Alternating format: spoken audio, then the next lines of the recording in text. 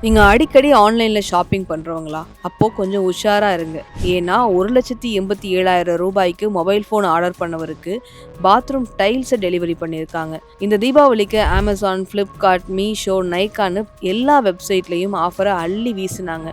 நெறைய பேரு ரொம்ப நாளா வாங்கணும்னு ஆசைப்பட்ட பொருளெல்லாம் இப்ப தான் வாங்குனாங்க. அப்படிதான் பெங்களூர சேர்ந்த பிரேமானந்தாவும் தனக்கு ரொம்ப நாள் ஆசையா இருந்த Samsung Galaxy Fold 7 அப்படிங்கிற மொபைல ஆர்டர் பண்ணியிருக்காரு. இதுக்கு ரூ. 1,86,999 ஆன்லைன்ல பேமெண்ட்டும் பண்ணியிருந்திருக்காரு. தீபாவளிக்கு முதல் நாள் அவருடைய பார்சலும் டெலிவரி ஆயிருக்கு.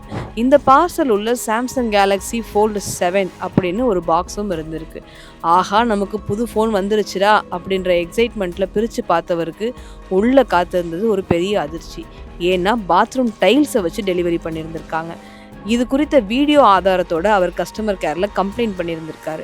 கம்ப்ளைண்ட்ட பார்த்த கஸ்டமர் கேர் அந்த வீடியோ உண்மைதானான்னு செக் பண்ணிட்டு அவருடைய அமௌண்ட்டை ரீஃபண்டும் பண்ணிட்டாங்க. என்னதான் அமௌண்ட் ரீஃபண்ட் ஆனாலும் இப்படி ஒரு ஸ்கேம செஞ்சது யாரு அப்படின்னு காவல்துறை தேடிட்டு இருக்காங்க. வழக்கமா ஆன்லைன்ல வாங்குற பொருட்களை பிரிக்கும் போது அதை வீடியோ எடுக்கிற பழக்கம் இருந்ததால தன்னால இந்த ஸ்கேம ஆதாரத்தோட நிரூபிச்சு பணத்தை திரும்ப வாங்க முடிஞ்சதா பிரேமானந்த் சொல்லியிருக்காரு. நம்பிக்கையோட அடிப்படையில பல கோடி மக்கள் அமேசான்ல பொருட்களை வாங்கிட்டு இருக்கோம். இது போன்ற முறைகேடுகள் நடக்காம கண்காணிக்க வேண்டியது அந்த நிறுவனத்தோட கடமை அப்படின்னு பலர் விமர்சிக்கிறாங்க. ஒரு பொருளை ஆன்லைன்ல வாங்குறதுக்கு முன்னாடி அதை எந்த நிறுவனம் விற்கிறாங்க, இது வரைக்கும் அதை எத்தனை பேர் வாங்கியிருக்காங்க, எத்தனை ஸ்டார்ஸ் கொடுத்திருக்காங்க, கஸ்டமர் என்ன ரிவ்யூ சொல்லியிருக்காங்க என்பது உட்பட பல விஷயங்களை கவனத்துல எடுத்திருக்கணும் அப்படின்னு காவல்துறை எச்சரிக்கிறாங்க.